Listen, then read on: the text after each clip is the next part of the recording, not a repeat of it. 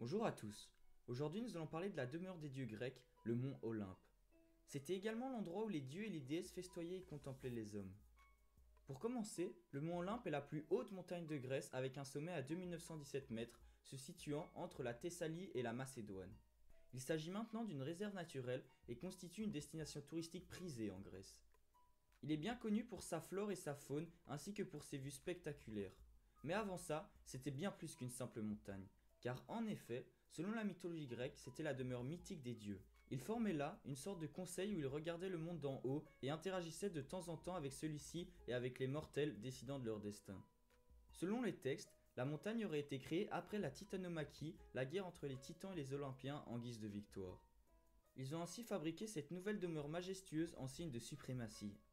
Ce fabuleux royaume, rempli de magnifiques jardins et de forêts, était constamment entouré de nuages. De ce fait, aucun mortel ne pouvait apercevoir le royaume divin. Ce mont sacré était aussi décrit comme un endroit isolé des intempéries telles que la pluie, la neige ou le vent, et où les dieux pouvaient vivre paisiblement dans un parfait bonheur. De plus, chacun des dieux avait son propre palais sur le mont Olympe, principalement construit en or et en marbre et situé dans une gorge au pic de la montagne. Les poètes affirment aussi que les tables du palais de Zeus étaient en or massif. Son trône, construit par Héphaïstos, a été également conçu en marbre noir incrusté d'or. Pour les Grecs anciens, le sommet de cette montagne aurait été un lieu de grande puissance. L'escalade de la montagne y était probablement strictement interdite. Ainsi, les poètes ne pouvaient qu'imaginer ce qui se passait dans le pays des dieux, car aucun mortel n'avait la possibilité d'accéder à la terre divine. Là-bas, les dieux organisaient des banquets où le nectar et l'ambroisie coulaient à flot. Le plus important des dieux de l'Olympe était Zeus, le dieu du ciel et de la foudre.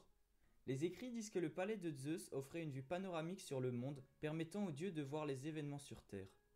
S'ajoutent en plus de lui 13 autres dieux: Poséidon, Hadès, Hestia, Héra, Athéna, Déméter, Dionysos, Arès, Aphrodite, Héphaïstos, Hermès, Artémis et Apollon.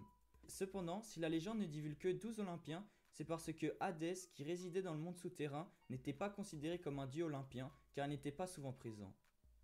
Selon d'autres auteurs, il y avait aussi parfois Dionysos ou encore Hestia qui étaient régulièrement écartés du titre d'Olympien. On retrouvait aussi sur l'Olympe des demi-dieux qui avaient prouvé leur force et leur valeur par leurs exploits. Il y avait également de nombreuses autres divinités mineures comme les Grâces, les Muses, Hébé, Iris, etc. Et pour finir, l'équivalent de l'Olympe chez les Grecs est le Panthéon dans la mythologie romaine. Alors voilà, c'est tout pour la vidéo d'aujourd'hui. Merci à tous de l'avoir visionné, j'espère qu'elle vous aura plu et n'hésitez pas à mettre un pouce bleu. Sur ce, merci à tous de suivre la chaîne et je vous dis à la prochaine.